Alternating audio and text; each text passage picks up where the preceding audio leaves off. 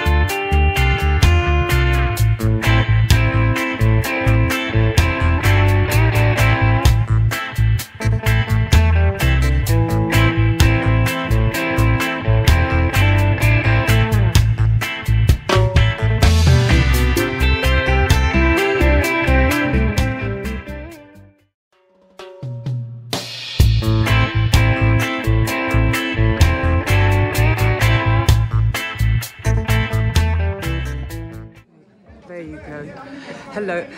Hello.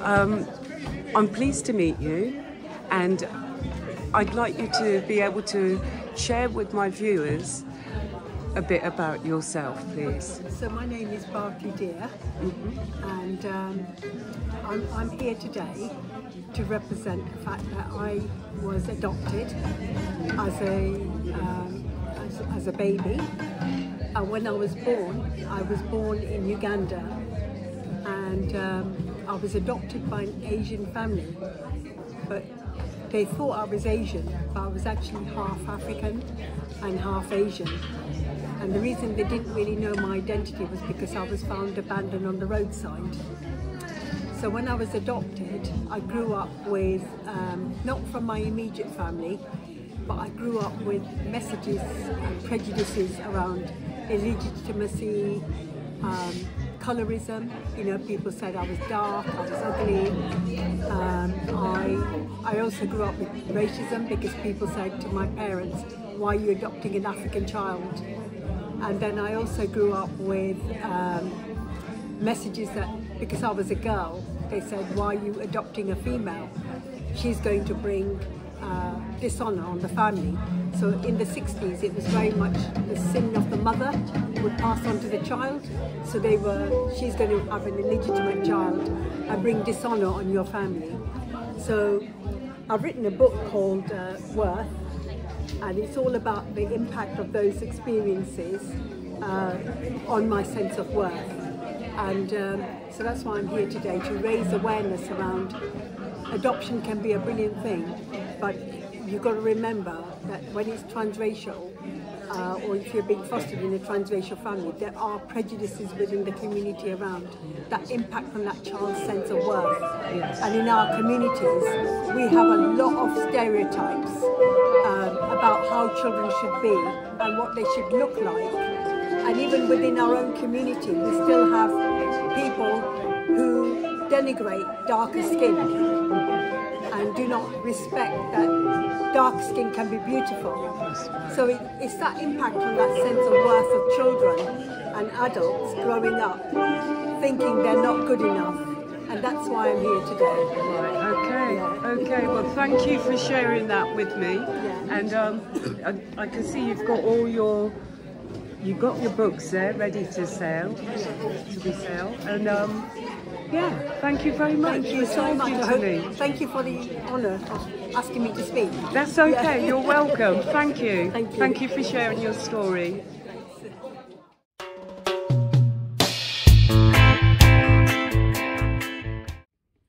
We lived in a very Caribbean Bajan house.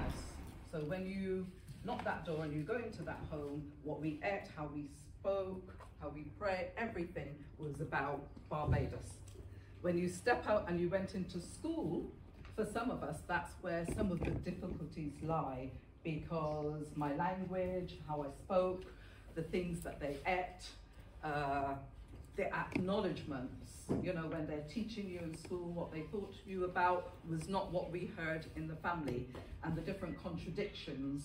And they say something about a child, you must teach your child to read, but not just teach your child to read, you must teach them to question what they read, because you go into the education system and sometimes there are things that they tell you which is not the right, you know, depending on who it's written by, it comes over in a very different way. So you have to know yourself, you have to know your history to be able to question. So you have to stop me because I could okay, just so spin off in different directions. And we're just doing this live. We just they separated, and I always say that they were just kind of lucky that social services didn't come knocking on the door. But our house was like any other house that was unsafe and in trouble. We just kind of wasn't caught out in that way. So yeah. But, you know, I also went off, I worked hard, I've tried to figure out, okay, how do I get out of this? You know, what can I do to get out? And the brain said you kind of have to finish your education and go to university. That's the only way you're going to get out of that. And once I realised that, but before that I was messing about a little bit, that when I realised that the only way out of this situation is to educate myself and get out of it, I put my head down, I went to university, I got a business studies degree, I've got a bit marketing diploma, I've got personal and development, I'm a fellow of the Chartered Institute of Personal Development. I worked as a project manager and a trainer. I'm also a life coach. And my longest job, 15 years as a foster carer, and love it. And yeah, so my passion is education. Is Hairstyle Nation, this young lady over here, and she has a salon along the Oxford Road, and she's promised me a special hairdo. I won't take my hat off, you'll understand. But there are goodie bags here, and any hair advice you require, Kimmy was able to help and assist. And in the meanwhile, we're going to have some background music and then leave. Jeff will be coming. Jeff will be coming with some still back. So.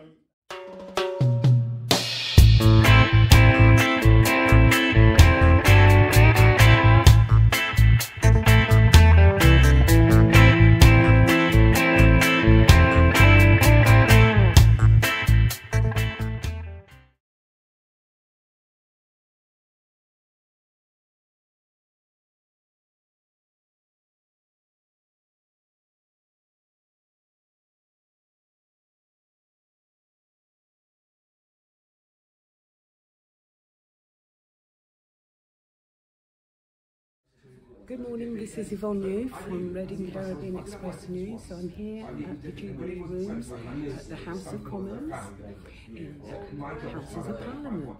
So I'm here today for Black History Month. I've been invited, and I will be taking pictures and taking videos as to people that I'm meeting today. So hey, follow me and let's see where this takes us. Hello Tony, it's lovely to meet you here at the House of Parliament. Can I ask you to introduce yourself and what's happening here at the Houses of Parliament today? Thank you so much, Yvonne, for coming all the way from Reading, Berkshire. My name is Tony Tukumbo Fernandez, published writer, online broadcaster, and also founder of the African Association. I've been organising Black History Month celebrations here at the UK House of Parliament for very many years, ever since 2013, on a zero budget. And for me, it's all about promoting the true life and success stories of African and Caribbean achievers around the world. And today, we're here again, Thursday the 19th of October, creating new legacies. We have some wonderful speakers. I don't want to...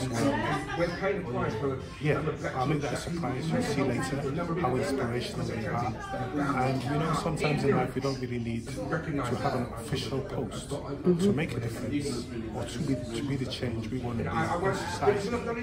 We are politicians ourselves, so if they're in your post in society, it's up to us to go out there and be the change we want to see in society. So it's going to be an amazing day. For people who want to know more about me, just visit my website at www.myfernandez.com. Okay, thank you very much for that, Tony.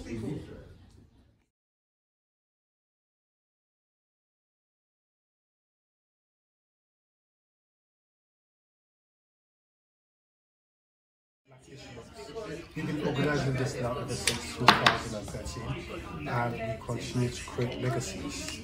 Be the change we want to see in society. And I've got a wonderful brother with me today.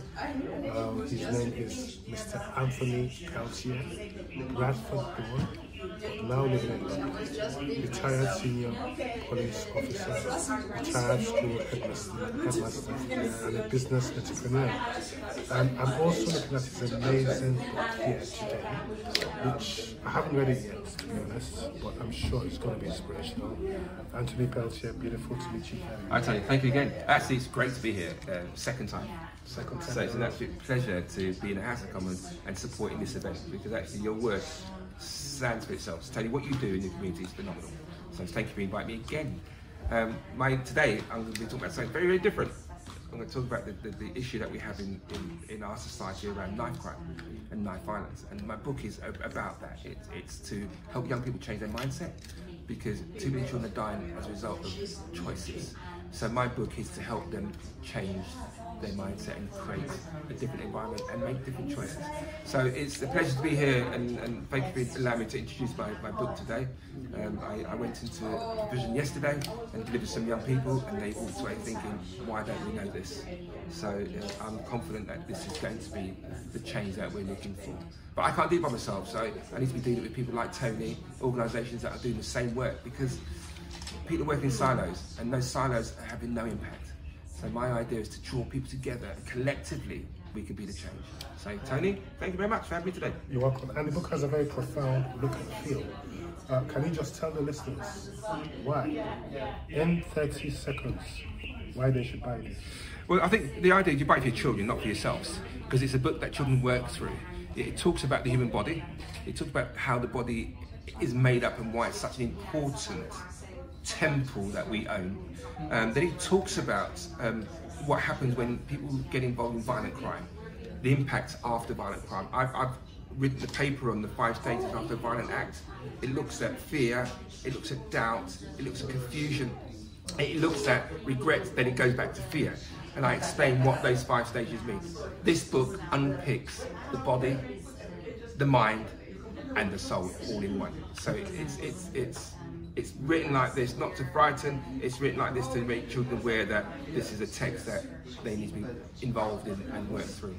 And I can see that it says developing a change mindset. Absolutely. So that's the That's main, key. isn't it? That's the Develop key. that change mindset. That change mindset means they can do absolutely anything. That's When right. your mindset is in the right place, the world is your oyster. That's right.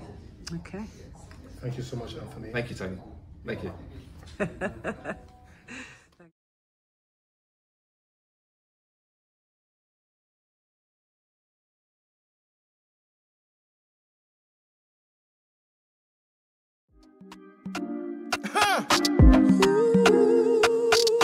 Coming in strong, giving thanks and praise always. You know life is a blessing. Most High, it's Baba David. Yo, loving at your heart and you overcome. Loving at your heart and you will be strong. Loving at your heart and you carry on. Loving at your heart and you will be born.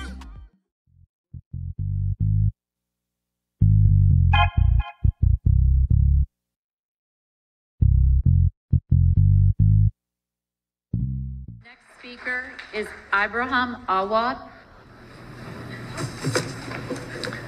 Good evening. My name is Ibrahim Awad. I am a member of the State Bar of Georgia.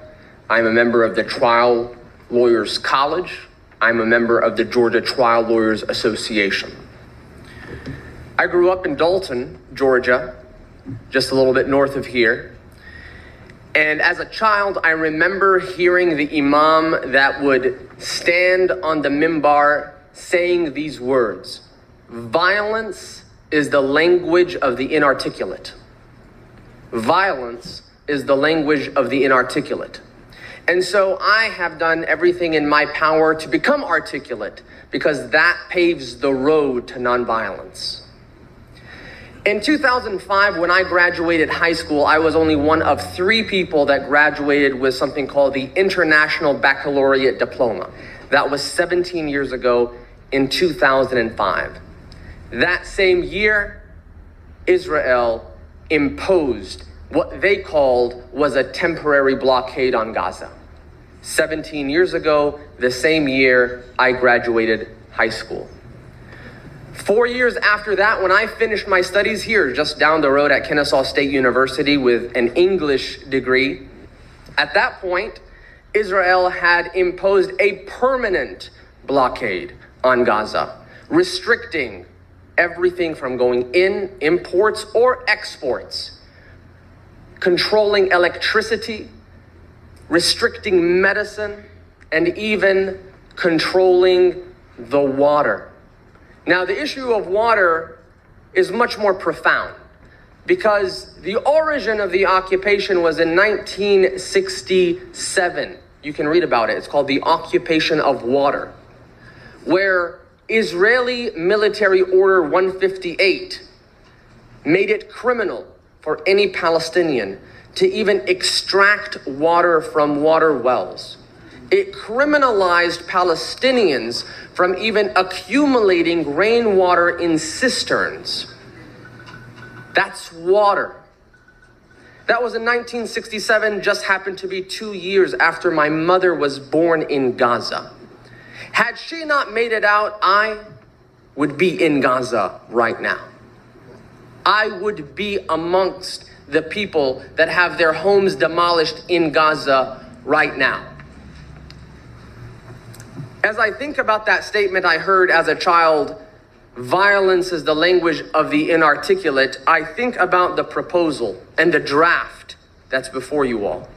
And I see the words unwavering support to Israel.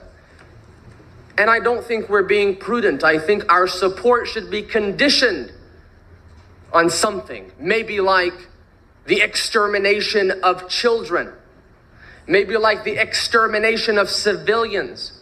Right now, over 2,000 children have been killed. The words unwavering support translate to mean Israel is above the law. And no one is above the law. Not in this community, not overseas, not even the President of the United States. unwavering support should be withdrawn. There has to be a condition. No one can do and commit these crimes with impunity.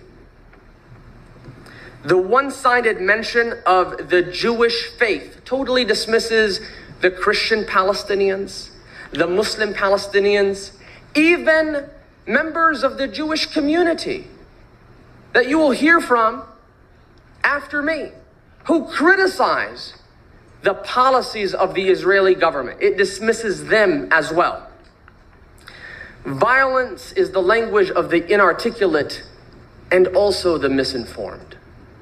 Because if we don't become prudent in what we say and what we resolve, then it will only increase crime like the ones that you mentioned, Wadi' al-Fayoum, 6-year-old who was stabbed to death 26 times. His mother was also stabbed dozens of times, but she survived and is in critical condition. This resolution needs to be delayed. We cannot rush forward with a resolution such as this one, as imbalanced as it is. It needs to be delayed. Thank you.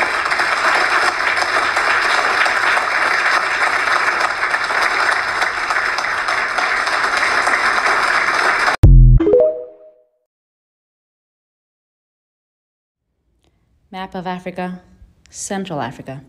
There are two Congos, Congo-Brazzaville and Democratic Republic of the Congo, also known as the DRC. The DRC is the most resource-rich country in the entire world, and for that reason, its people have never known peace. Right now, there's modern-day slavery going on in the Katanga province, which is down here, of the DRC, because the US, UK, France, Israel, China, everybody wants DRC's resources. They want the coltan, they want the cobalt, they want the gold, they want the diamonds, they want everything that's in the DRC. In the eastern part of the DRC as well, they want everything that is in there. They have uprooted everybody who used to live in these communities so that they build mines. And here, in the border with Rwanda, rebels funded by both the governments of the DRC and Rwanda, M23, they are causing destruction, mass essaying women, enslaving children, with the permission of both governments and, of course, under the oversight of the US, the UK, France, Israel, China, and all of them. Speak your outrage. Boycott these companies. Tell them that you know. Tell them that you know that they're using children to mine coltan and to mine cobalt for your electronics. Boycott Apple. Tell them that you know. I'll be sharing more resources and other tangible methods to help. Thank you.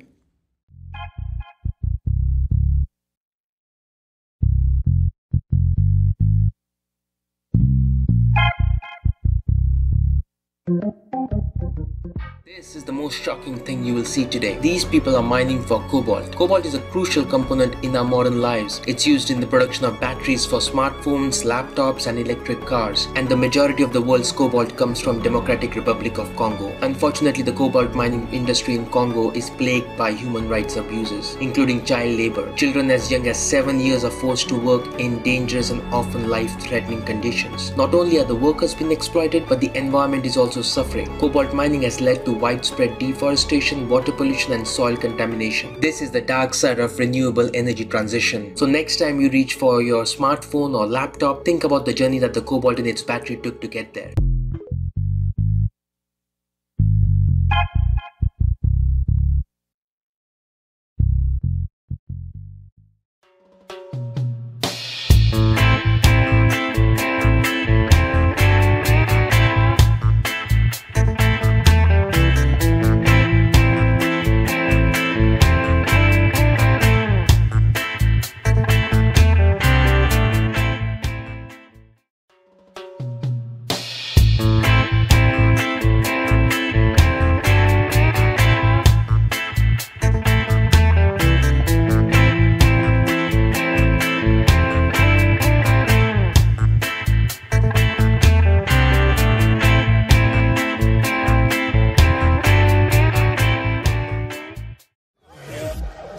my people be rolling. You won't see much better in Sunday League. More passion, more passion, more passion, more energy, more energy, more footwork, more footwork, more footwork, more passion.